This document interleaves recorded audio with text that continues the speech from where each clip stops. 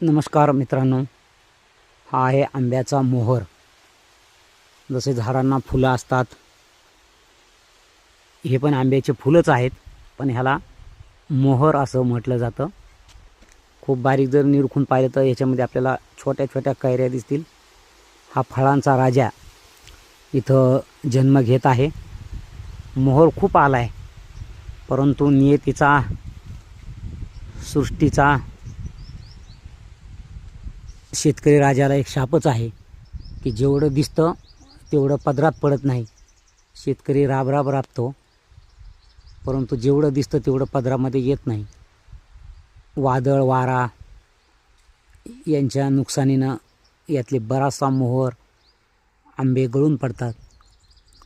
जे पण काही हाताशी येतं त्यावरच हा शेतकरी गुजराण करतो। हा फळांचा राजा आंबा इथं जन्म घेत आहे, लवकरच आपल्या सेवेमध्ये येईल।